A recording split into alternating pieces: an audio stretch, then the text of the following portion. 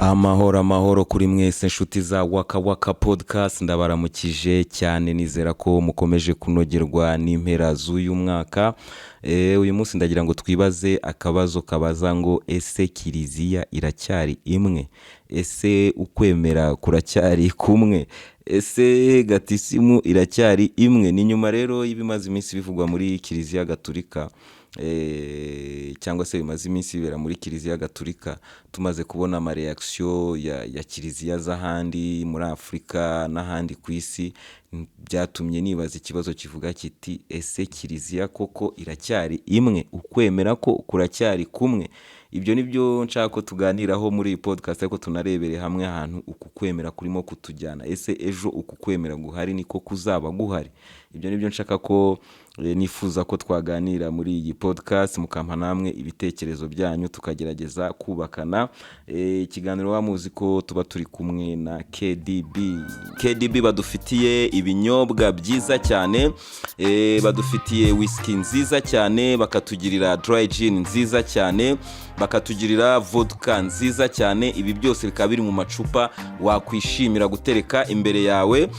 Bakatugirira kandi icupa rya litiro 3 rya red wine, bakatugira icupa rya litiro 3 rya white wine. Nge numva ko ni igihe cyo kuva kuri bwa buyoga bw'amafuti bamaze iminsi batwereka hirya no hino, tugahesha agaciro amafaranga yacu twinywera ibinyobwa bya KDB rero ushatse kuyirangura wahamagara kuri 0788505088. Ndasubiramo 0788505088, ubundi ubuzima bukaryoha.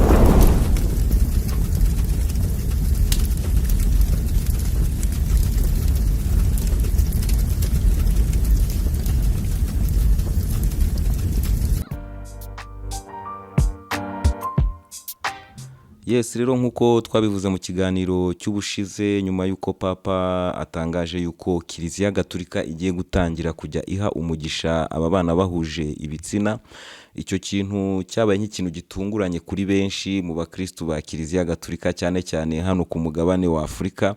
Ariko ngewe akaba ari ikintu nabonaga ko kirimo kuza, ni ikintu nabonaga ko kiri mu nzira kiri kuza, kubera ko urebye uburyo uyu mupapa yatowemo, ukareba uburyo we yasimbuye yavuyeho mu buryo buri premature, hagakurikiraho uyu nguyu waje ava muri Argentine nk'igihugu cyari kimaze kwemera ubutinganyi mu rwego rw'igihugu, mu rwego rw'amategeko, akaza ari we papa uje kuyobora kiliziya gatolika. Byari bifite byinshi bisobanuye ku muntu ugerageza kureba kure. Ikindi kandi nuko ugerageje kureba ama speech y'uyu mupapa kuva yageraho, ibyo yagiye avuga cyane cyane ku batinganyi, wumva ko ni umuntu wari uri hafi cyane y'abatinganyi kandi yiteguye kuba yabakira muri kiliziya gatolika. Ibi rero ni ibintu kuri ngewe bitigeze bintungura, kubera ko ndabizi kiliziya gatolika kuva na kera, twarabiganiriye mu kiganiro cy'ubushize. Kiliziya gatolika ni idini ry'updatinga, rijyana n'igihe. Igihe icyo gihindutse nabo barahindura, niko bameze. Katolike niko imeze. Ibi rero bikaba ari ibintu twari tumenyereye kubona ko kiliziya ibintu byose babikorera mu murongo umwe, bakabikorera hamwe ku mabwiriza ya Vatican, ku mabwiriza ya papa. Tukavuga tuti ni kiliziya imwe y'ukwemera kumwe, kubera ko buriya muri kiliziya isomo rya mbere basomye muri kiliziya y'i Rubavu niryo basomye i Rusizi, niryo basomye i Roma, niryo basomye muri Amerika. N'ivanjiri byose biba ari bimwe ku isi. Nta muntu uva mu rugo ngo yihimbire ikigwa ngo aze agishyire imbere y'abakristo muri Katolike. Isomo riba ari rimwe ku isi, abantu biga bimwe ku isi. Kuko nge ndibuka iyo tukiri abana, iyo twajyaga gusenga mu misa, kugira ngo umubyeyi yemere ko twagiye mu misa, yatubazaga isomo rya mbere ni iryande, irya kabiri ni iryande, ivanjiri yavugaga iki. Akenshi rero natwe twaragendaga, twamara kumva ivanjiri twita dusohoka mu rusengero tukigira mu bindi. kuba twari tuzi ivanjiri, umukecuru ari butubaze twamubwira tuti basomye ivanjiri ya Luka cyangwa se iyande, kubera ko Katolike nyine yari imwe, ikora bimwe, isenga kimwe, yiga bimwe ku munsi ku isi yose. Ubwo rero nkaba nari ntegereje kureba reaction ya kiliziya mu bindi bice by'isi, cyane cyane ibice bitarakira uyu muco w'ubutinganyi, ibihugu bitarakira uyu muco w'ubutinganyi, ndebe ukuntu kiliziya zaho ziri bubyitwaremo, kuko muri kiliziya murabizi papa afatwa nka ambasaderi w'Imana hano ku isi. Ni ukuvuga ngo muri kiliziya bemera ko papa ahagarariye Imana hano ku isi. Bivuga ngo biriya yavuze ni ubutumwa bwavuye ku Mana direct buza ku bakristu ba kiliziya gatulika. Niko bakagombye kubifata nkurikije uburyo n'umwanya bya papa kuva na kera, kandi no kuvuga ngo papa yavugiraga Imana ku isi. Papa ashobora guhamagaza intambara ntagatifu, abakristu bose bakagenda bakajya kuyirwana. So binavuga ngo niba yavuze ngo abatinganyi ni abana b'Imana, Imana irabakunda, nta mpamvu yo kutabaha umugisha, nta n'impamvu yo kubaca mu muryango. Mu magambo ya papa nuko yabyivugiye. Nkaba numva ko kiliziya yose yagombye guhita yakira ayo magambo nk'uko papa yayavuze, kubera ko ni amagambo mu by'ukuri kujyanye n'imyizerere y'abakatolike, ni amagambo avuye ku Mana direct adaciye mu y'ubusamo. Rero reaction y'amakiliziya ahandi niyo yazanye ikintu cyo gutuma nibaza ikibazo kivuga kiti ese kiliziya iracyari imwe? Ese ukwizera kwabo kuracyari kumwe? Kubera ko kiliziya cyane cyane hano muri Afurika bagiye bitandukanya n'ibyo papa yatangaje. Bavuga ko bo batiteguye guha umugisha aba bana bahuje ibitsina.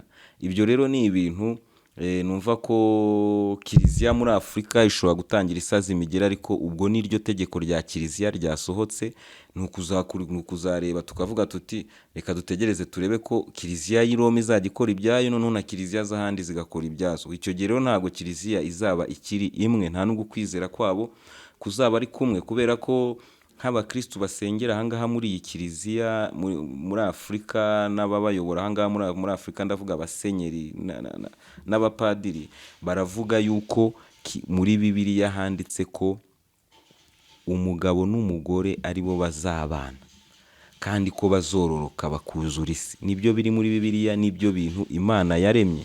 Ibindi rero bumva ko ari ukuvangavanga no kuzanamo indi mico itemewe na Bibiliya. Ikindi kandi wamenya nuko iki cyaha cy'ubutinganyi, reka mbyite icyaha cy'ubutinganyi, ni icyaha nk'uko Bibiliya ikigaragaza, ni icyaha kibi cyane kinukira Imana cyane.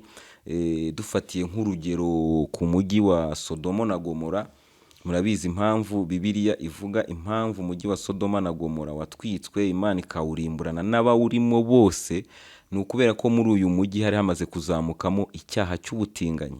Murabyibuka mu nkuru y'aho ngaho i Sodomo bivugwa ko haje abamarayika, abantu b'i Sodomo bakabona abagabo beza bakabafata bakabasambanya, kugeza n'ubwo wari wabacumbikiye ababwira ati reka mbahe umukobwa wanjye, bakamwanga bakavuga ati twe turashaka aba bagabo, bakabasambanya. Icyo kikaba cyaratumye Imana igira umujinya igatwika Sodomo na Gomora. Uko niko Bibiliya ivuga, ariko muri siyanse ni ibindi.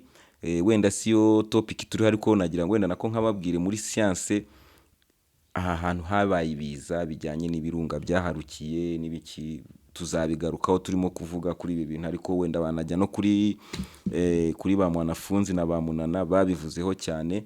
Gusa icyo ndi kuvuga Bibiliya ivuga nuko aha hantu Imana yaharimbuye kubera icyaha cy'ubutinganyi. Uyu munsi rero ukibaza ni gute kiliziya yaba igiye kwakira abatinganyi muri kiliziya? Twarabibonye mu kiganiro twaganiriye ubushize, twaganiriye kuri Vatikani, twaganiriye kuri Anglikani yavutse mu irari ry'umwami w'Ubwongereza, tuganira ku bigenda bihinduka muri kiliziya bijyanye n'uburyo n'isi igenda ihindukamo, kubera ko narababwiye kiliziya igenda yiyapudetinga, igenda ihinduka. Bivuze ngo ukwemera dufite uyu munsi bijyanye n'ubumenyi buzaba buhari ejo, nuko kwemera kuzaba kwarahindutse. Nubwo amadini hano yakomeza agashyiramo imbaraga, agakomeza gusenga agendeye ku byanditse muri Bibiliya, ariko isi ukuhinduka n'abantu bazahinduka no kwemera kuzahinduka. Ndabaha nk'urugero ufashe nk'umuntu nka Bob Marley, ugafata umuntu nka Maradona, ni abantu bakoze ibintu bikomeye kuri iyi si, ni abantu amateka yabo agenda ahererekanwa ibisekuru ku bindi, ku buryo wavuga ngo mu myaka 1000 iri imbere Bob Marley ntabwo azaba ari nk'umuntu usanzwe, ntabwo Maradona azaba ari nk'umuntu usanzwe, bizaba bimeze nk'idini, bizaba bimeze nk'idini afite n'abantu bamusenga, kubera ko ibi byose biratuma ukwizera kw'abantu kugenda kuba guke, kubera ko niba wizeraga idini ugendeye kuri Bibiliya nk'igitabo gitagatifu, wizera ko Papa ahagarariye Imana ku isi, bakwigishije impamvu Imana yarimbuye Sodomo na Gomora, bakwigishije impamvu ahangaha bitaga i Babuloni bahitaga umujyi w'icyaha, ibyo byose byari bijyanye n'ibintu by'ubutinganyi. Uyu munsi rero kuba bitangiye guterurwa bikinjizwa mu myizerere, bikinjizwa mu matorero, abantu bakaba batangiye kujya gusezeranywa, ni ikintu gikomeye cyane ku myizerere y'uyu munsi. Ndabaha urundi rugero, impamvu ndimo kuvuga ko ukwizera kuzagenda guhinduka. Wenda turebe nko muri Bibiliya. Muri Bibiliya harimo isi, hakabamo ijuru tutazi aho riri, hakabamo inyenyeri, hakabamo ukwezi, harimo isi, ijuru, inyenyeri, ukwezi n'izuba. Mu by'ukuri ibyo ni byo bintu biri mu magambo yo muri Bibiliya. Na Yesu naza gutwara itorero ryiwe nagaruka hano ku isi, azaza hano ku isi, niko Bibiliya ivuga, tuzamubona mu kirere hano ku isi. Noneho mbabaza akabazo, ko uyu munsi ikoranabuhanga ririmo kutujyana kuri Marse, umunsi Yesu yaje niba azaza koko akaza asanga twaragiye kuri Marse, cyangwa se bamwe muri twe baragiye kuri Marse, imperuka nabo izabageraho? Ko muri Bible nta hantu Marse yanditse, kuko bandika Bible ntago bari bazi Marse. Ibyo byose bituma njyewe ngenda nshyiraho doubt.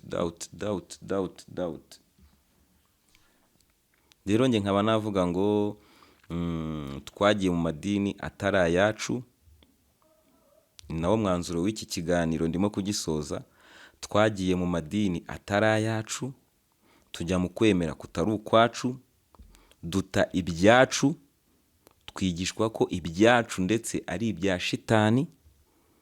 Ubu natwe ubwacu turi konvenki ko ibyacu nyine ari ibya shitani. So rero uyu munsi nimukenyere mushikame, ugiye iburyasazi azirya mbisi. Ayo madini murimo si ayacu, ni ayabo. Bafite guhindura ibyo bashaka, bafite ku updating amadini yabo uko bashaka. Njye nshaka ko rimwe tuzumva ko turi mu bujurajizi bwo gukurikira projet z'abandi, ibintu twapangiwe tukabimira bunguri. None n'ikintu kibabaje, iyo utangiye gusobanurira umuntu ibyo bintu ahita avuga ati wowe ntago wemera Imana. Gute se njye ntemera Imana? Ntabwo nemera imisengere twigishijwe, sinemera imico n'amazina n'ibiki byose twazaniwe, njye nemera Imana yahanze Abanyarwanda. Kuko ibyo bindi birimo ibibazo byinshi cyane, kuko Kiliziya ni iy'Vatikani.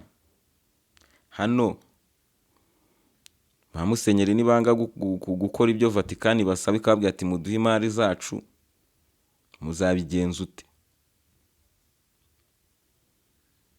Ibyo ni ibibazo byinshi biri muri ibyo bintu tuzagenda tureba mu gihe kiri imbere, n'uburyo abantu babyitwaramo. Nicyo kintu nge navuga. Gusa nge nkaba navuga ko turi mu bihe biruhije, wa mugani wa ya ndirimbo ngo Pawulo yavuze, turi mu bihe bikomeye, aho twabonaga ibintu biri kure yacu tukabisoma mu bitabo, uyu munsi noneho byageze mu miryango yacu, byageze mu nshuti zacu. Ni ibintu n'uyu munsi bigoye cyane kwitandukanya nabyo. Ikindi kandi nakongeraho ni uko aba batinganyi nibo bafite isi mu maboko yabo gutya. Imishinga myinshi ikomeye ni iy'aba batinganyi. Ni ukuvuga ngo ntushobora kwiteza ibibazo nabo. Ibihugu byose bikomeye bikize bibariho.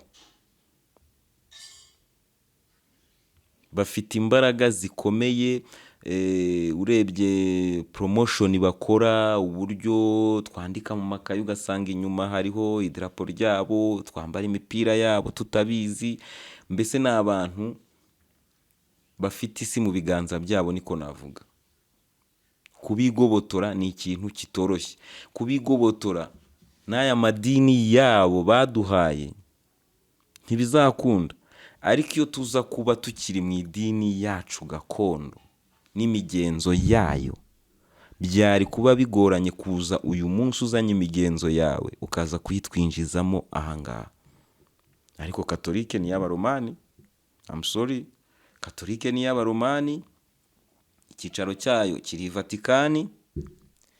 Ibyo izashaka guhindura mugomba gukurikira, cyangwa mugahumuka mukabivamo tugatangira gushakisha ahubwo Ruganzu Ndori ububasha budasanzwe yari afite yabukuye, yasengaga ate, abakurambere bacu basengaga bate, ese koko Ryangombe ni shitani, ese koko Nyabingi ni shitani? Ibyo bintu byose tugatangira kubishakisha, tugashakisha n'ukuri kwabyo. Kuko njyewe ubabwira uyu munsi sinzi ngo Ryangombe simuziho byinshi, Nyabingi simuziho byinshi, ariko nifuza kubamenyaho byinshi, kumenya uburyo abakurambere bacu bahuraga n'Imana, uburyo basabaga uburumbuke, uburyo basabaga ko imvura igwa, uburyo basaba kandi bikabaho. Ibyo nibyo bintu dukeneye. Niyo mpamvu uyu munsi nta mukatolike nshaka kumva yinubira ibyo Papa yavuze. Papa ahagarariye Imana ku isi hano. Ibyo avuze n'Imana ibi bivuze bijyanye n'uko mwemera. Swat mutubwire ko mutemera ibyo Imana yavuze, swat mutubwire ko mwavumbuye abakatolike. Noneho muri message nimumbwire, muri message mwabavumbuye. Mumbwire muri message niba mwabavumbuye. Nkaba mbifuriza gukomeza kunogerwa n'impera z'uyu mwaka no kuzatangira utaha mu mahoro. Iyi ni Waka Waka Podcast.